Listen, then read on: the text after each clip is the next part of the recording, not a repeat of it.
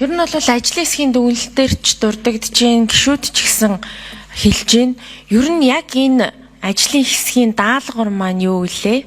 Энэ даалгаврын хүрээнд дахин инженерчил буюу процессын дахин инженерчил дээр бид нар яг юуг ойлгоод байгаа? Тэр нэгдсэн ойлголт маань байхгүй байна, тийм ээ. Энэ дээр бас нэг юмыг бас тодруулж ойлгомоор байгаа зүйл нь бид нар ажлын хэсэг бол ерөнхийдөө төрийн үйлчилгээний процессын дахин инженерчлэл гэж уншигдаад байгаа. Тэгэхээр төрийн үйлчилгээ гэдэг бол илүү иргэнлүү чиглэсэн. Болохоос төрийн байгууллагуудын хоорондын ч юм уу эсвэл төрийн байгууллагын өөрийнх нь процессын асуудал бас шууд орж ирэхгүй байгаа байхгүй юу? Яг үйлчилгээ тал руугаа яваад байгаа. Тэгэхээр энийг бас хэдүүлээ нэг талд нь гаргаад яг төрийн байгууллагын процессын дахин инженерчлэл нь үйлчилгээ талдаа яваад байна уу? Эхний ээлжинд бид нар яг ямар үр дүн гаргах юм? Одоо яг ингээд бүх бүтэн одоо засаглалын хэмжээнд буюу засгийн газрын үйл ажиллагааны хоорондын нийцэл тийм ээ яг аль хаана чиг үүрэг давхардж гин гэдэг энэ юмнууд ороод ирэх юм бол энэ бол нэлээд том хүрээний ажил болно. Тэнгүүд хамгийн эхний ээлжин жишээлбэл төрийн үйлчилгээн дээр бид нар засжуулах богино хугацаанд засжуулах юмнууд дээр засвар хийгдэхгүй тэрийг хийж чадахгүй байгаад нь шүү дээ. Тэгэхээр жишээлх юм бол одоо энэ яг ажлын хэсгийн дүгнэлтэн дээр байж ин л да. Төрийн мэдээллийн нэгдсэн бүртгэл сан байхгүй. Иргэний нэгдсэн данс байхгүй учраас мэдээллийн нэгдмэл байдал давтагдшгүй байдал хангагдаагүй болно. Хур системийн ард нэгдсэн өгөгдлийн сан байхгүй бөгөөд төрийн байгууллагуудад дор бүрнээ хөгжүүл тусдаа ашиглагдаж буй 152 бүртгэлийн мэдээлэл өгөгдлийн бааз холбогдсон ажиллаж байгаа нь төрийн байгууллагуудын хооронд мэдээлэл солилцох хамтын ажиллагааг дэмжих нэгдмэл байдал хангалтгүй. Ингэж байгаа байхгүй. Тэгэхээр энэ өөрөөр хэлбэл юу вэ гэхээр бид нар өнөөдөр ингээ ийм Монголиагийн тайлбар буюу ийм Монголиа дээр ийм хэмжээний иргэдээс хүсэлт ирсэн байна. Энэ хэмжээний үйлчлэгийг үзүүлсэн байна гэж байгаа. Гэтэл энэний чинь хэдэн хувь нь төрийн байгууллагад аваачиж өхийн тулд тэр лавлгаа тодорхойлтыг авсан юм бэ? Буюу тэр хоорондоо төрийн мэдээлэл хоорондоо солилцох боломжтой байтал яг тэнцэнээс очиод киоскоос мэдээлэл аваад төрийн байгууллагад хүргэж өгч байгаа байхгүй. Тэр энэ нөхцөл байдал чинь арилгах ёстой.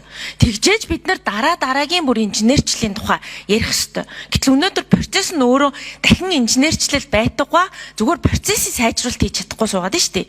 Тэгэхээр энэ тал дээр анхаармаар байна. Нөгөө талдаа яг энэ дээр жишээлбэл блокчейн захим засаглал гэдэг юм яагаад гарч ирсэн юм бэ? Яагаад гэвэл энэ чинь нэгдсэн дата базтай байх. Төрийн байгууллагууд яг тэр блокчейн дээр байгаа мэдээллийг өөрсдийн хүрээнд татаад авах боломжтой байх. Энэ блокчейн захим засаглалын ажлын даалгавар очиод байтал энэ нь тэг хувь буюу үр дүнгүйгээд үнэлэгдсэн байж байгаа. Тэгэхээр бид нар энэ байдлууд дээр бид нар энэ мэтчлэн наад захын юмнуудаа хийхэд яг юу дутаад байна вэ? Боломж нь юун дээр гацаад байна вэ гэдгийг бас мэдмээр байгаад байна. Өөрөөр хэлэх юм бол санхүүжилт нь болохгүй байгаад байна уу? Эсвэл үнэхээр хүний нөөцийн дутмагшил байгаад байна уу? Эсвэл ерөөсөө яг юу хийх ёстой ойлголт нь байхгүй байгаад байна уу? Тэгээд нөгөө талаасаа одоо бид нар яг одоо энэ ажлын хэсгийн үйл ажиллагааг цаашаагаа дэмжиж явах хүрээнд юу хийх юм бэ гэдэг асуудлыг бид нар төрийн байгуулалтын байнгын ороо захим бодлогын байнгын хороо хамтран хилцэж байгаа бол яг энэ ажлын хэсэг буюу засгийн газар өөрөө засгийн газрын нэгжүүд болон одоо их хурлын байгууллагууд зөвхөн хууль тогтоомжийн хүрээнд өөрийнхөө чиг үүргийн хүрээнд л ажиллах боломж буюу хайрцаглагдаад байна гэж байгаа бол энэ ажлын хэсгийн хүрээнд яг ямар байдлаар хамгийн сайн хувилбар нь байж чадах юм. Энийхээ хүрээнд бид нэр эрх зүйн шинжилтүүд дээр юуг анхаарах юм гэдэг юм бас гарч ирэх байх гэдэг хүлээлттэй байна. Зөв тий? Төрийн хэмжээ хэмжээний зөвлөлийн ажлын дараа тэнгис. Дахин инженерчлэг яг төрийн үйлчлэг гэж дангаар нь авч үзэх гэхээр нөгөө төрийн үйлчлэг чинь зөвхөн иргэнээс хүсэлт авч байгаа хэсгээр очиод ингээд зогсчихж байгаа. Тэнгүүт тэрийг шийдвэрлэж байгаа процесс нь өөрөө төрийн байгууллага дотроо эсвэл нөгөө хүнээс мэдээлэл лавлгаа шаардахгүйгээр хоорондоо байгаа мэдээллийг солилцоод үйлчлэг үзүүлэхээр нөгөө төрийн байгууллага хоорондын процессын бас асуудал үүсчихэж байгаа учраас яалтчгүй энэ ажлаас ингээд нөгөө чиг үүрэг нь өргөжөөд төрийн процесс нь дахин инженерчл болчиход байгаа. За ийм Монголиа дээр ч гэсэн бас тэр лавлгаа тодорхойлтыг нэг газараас нөгөө газарт иргэн өөрөө л одоо нэг лавлгааг нь авч очдөг нэг ахиц гарсан. За үүний дараагийн шат буюу ийм Монголиа дээр процессын дахин инженерчийг хий гэвэл ерөөсөө ийм Монголын үйлчлэгийн тоон өсөх биш харин эсрэгээр баг буураад 0 болж ивэл энэ бас дахин инженерчл бас хийсэн гэж үзэхэр болж байгаа шүү. За уян гишүүний асуултанд хариулъя. Төрийн үйлчлэгээний гээд манай захирамж тэгээ гарсан боловч үндсэндээ бол нөгөө төрийн процессын дахин инженерчлэл гэдэг юу юм? Зарим томьёололоор энэ нэр төвөгтэй нэр томьёо учраас төрийн бүтээмж гэж засгийн газрын хэрэглэх газар нэрлэж байгаа. Гэтэ аль нь яг зохистой вэ гэдэг энэ нэр томьёон дээр хүртэл бид нэр хилцүүлэг өрнөж байгаа.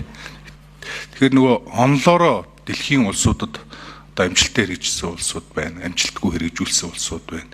Энэ хүссэн үсээгүй л бид нар хийнэ. Тэр ч утгаараа манай бүх мөрийн хөтөлбөрөд орсон. Тэгэхээр өнөөдөр бол бид нар Монгол буюу төрийн үйлчлэгийг иргэндээ харилцагчтай хүргэдэг цахимжлалтын системийг амжилттай нэвтрүүлсэн. За энэ бол маш том суурь сэтгэлгээний өөрчлөлтийг авчирсан. Гэхдээ энэ маань бол төрийн процессын дахин инженерчлэлийн зөвхөн нэг хэсэг. Та бүхэн тараагдсан дүгнэлт дээр байгаа процессын дахин инженерчлэл гэдэг маань төрийн процессын дахин инженерчлэл гэдэг төр иргэн хоорондын ярилцаа, төр төрийн байгууллага хоорондын ярилцаа, төр аж ахуй нэгжийн хоорондын ярилцаа. Дахиад төрийн албаагчтай харилцаа гэдэг харилцааг зохицуулж байж бид нар эцсийн үр дүндээ хүрч чадна. Тэгэхээр энэ бол нөгөө ганц зөвхөн төр иргэндээ хүрч байгаа үйл ажиллагаа биш юм. Түрүүн бас засгийн газрын хяналт хэрэгжүүлэх газраас дурдж байгаа лицензийн асуудлууд байна. Эргээгээд одоо төрийн байгууллагуудын бүтээмжийн асуудал. Өнөөдөр ингээд манай төрийн байгууллагын өндөр мэргэжлийн албаагчид маань ингээд их хурлын байнгын хороод ажлын хэсгийн хурлууд дээр өдөржингөө суугаад нэг л асуултанд хариулдаг. Энэ ч гэсэн ялгаагүй процессын дахин инженерчлэл.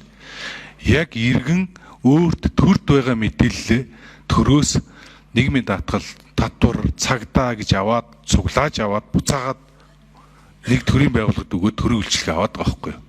Энэ нөгөө эргээд нөгөө хууль эрх зүйн ойлголт нь байхгүй. Яг түүнтэй адилхан бид нар болж байгаа мэдээллийг засгийн газрын яам харьяа хэрэгжүүлэгч газрууд нь дарга нарыг суужгаад гişүүд бүтэн өдөржин байлгажгаад ганц л асуулт асууж байгаа. Энэ нь өөрөө бидний төрийн процесс бас буруу байна л гэсэн үг байгаа байхгүй. Тэгэхээр энэ ерөөсөө нөгөө хэдвүлэг бүтээмжил ер нь маш муу. Тэгэхээр энэ дээр та дараагийн асуулт нь юу нь болохгүй байгаа юм бэ гэж асууж штэ.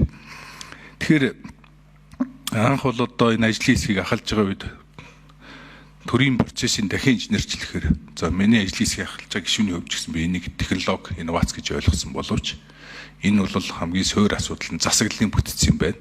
Цаашлаад энэ өөрөө хууль эрх зүйн гажуудал байна. За хоёр байнгын хорооны эрхэм гишүүдтэй одоо маш их талархлаа. Яагаад вэ гэхээр процессын дахин инженерчлэл гэдэг бол энэ технологийн асуудал биш юм аа. Энэ нь өөрөө төрийн суур асуудал, хууль эрх зүйн суур асуудал. Түрүүн уян гишүүний асуултанд хариулж чадсангүй.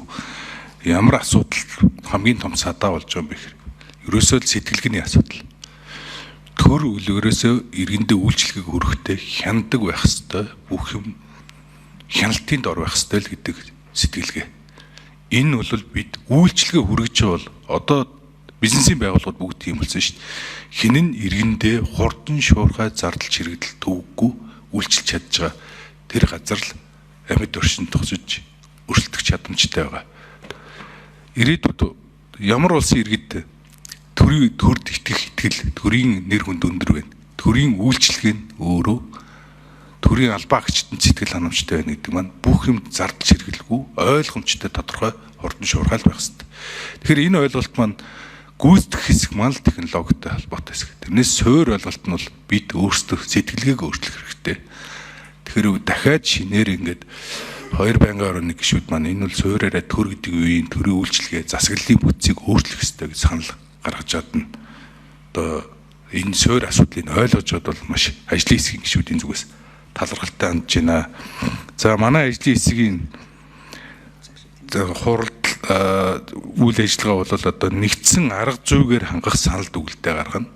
Тэгэхээр үүн дээр үндэслээд төрийн байгуулалтын байнгын хороо тогтоолоо боловсруулад энэ ажлын хэсэг цаашдаа сандаг учир гишүүний ярьж байгаа, цэнгүү гишүүний ярьж байгаа шиг гишүү илүү нарийн зургал руу орох чиглэл нь их хурлын харьяаны чиг үүргийн эрх зүйн хэмжээндээ яаж явах вэ гэдгийг тодорхойлох юм бол бид дахиад энэ хийх ажил бол маш их байна. За хамгийн санаа зовж байгаа зүйл бол зайлшгүй хэрэгтэй дэлхийн улс болгоо хийж байгаа ч гэсэн гой нэрийг ашиглаж маш их өргүү төсөв өргөдүүлдэг. За үүнээсээ болоод бүтлгүүцсэн маш олон улсын жишээ байгаа. Бид тэр булганоос зайлшгүй суралцахгүй бол Энэ маань бол зүгээр нэг ингээд гадаад нэр томьёо ашигласан ажил биш юм шүү гэдгийг та бүхэнд хэлхийг хүсье. Баярлалаа тавхад.